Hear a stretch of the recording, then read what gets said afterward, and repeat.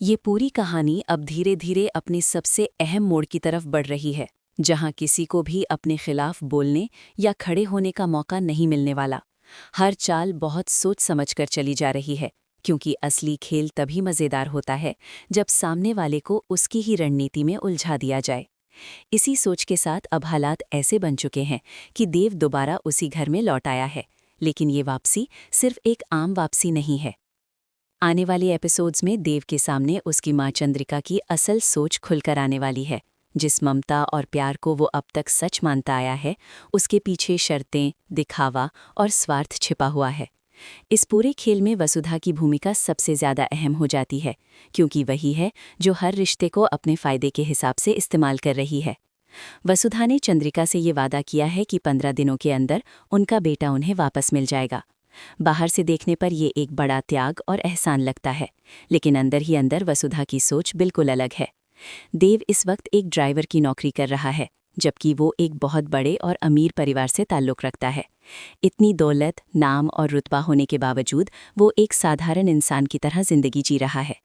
चंद्रिका अपने बेटे को इस हाल में बिल्कुल भी नहीं देख पा रही है। उसे ये बात चुभती है कि उसका बेटा सब कुछ होते हुए भी नौकरों जैसी जिंदगी जी रहा है। लेकिन देव के लिए ये कोई मजबूरी नहीं, बल्कि उसका अपना फैसला है।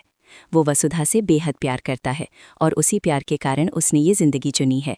वो ड्राइवर बनकर काम कर रहा है, सर्वेंट क्वार्टर में रह रहा है और हर तरह का समझौता कर रहा है, सिर्फ इसलिए ताकि वसुधा खुश रह सके।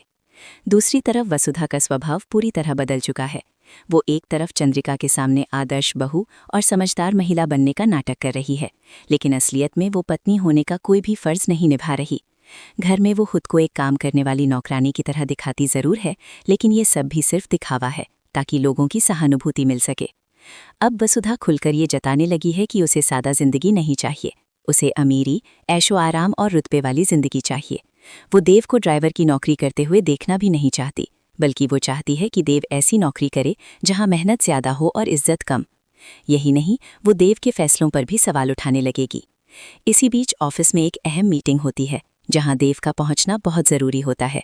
जब देव समय पर वहां नहीं पहुंचता, तो चंद्रिका को लगता है कि इसके पीछे भी वसुधा ही जिम्मेदार है।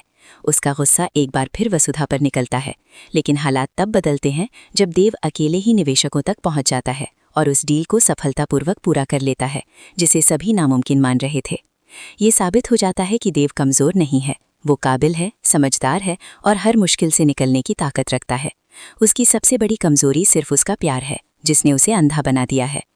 आने वाले ट्रैक में वसुधा का व्यवहार और ज़्यादा खराब होता चला जाएगा। वो देव से बदतमीज़ी करेगी, उसे नीचा दिखाने की कोशिश करेगी और उसके आत्मसम्मान को ठेस पहुंचाएगी। इसी दौरान देव अपनी आंखों से ये भी देखेगा कि चंद्रिका का प्यार भी पूरी तरह निस्वार्थ नहीं है। वो महसूस करेगा कि माँ और पत्नी दोनों ही अपने अपने फ़ायदे के लिए रिश्तों का इस्तेमाल कर रही हैं। चंद्रिका ने जो चैलेंज दिया है, उसे जीतने का घमंड उसके चेहरे पर साफ दिखाई देगा, लेकिन इस जीत की कीमत बहुत भारी होने वाली है। भले ही 15 दिनों के अंदर चंद्रिका को उनका बेटा वापस मिल जाए, लेकिन वसुधा पत्नी होने का अधिकार हमेशा के लिए खो देगी। यहीं से देव के दिल में नफरत जन्म लेने लगेगी। वो वसुधा से भी दूर होता जाएगा और अपनी माँ से भी। उसका भरोसा दोनों रिश्तों से उठने लगेगा, और यही इस कहानी का सबसे दर्दनाक सच होगा।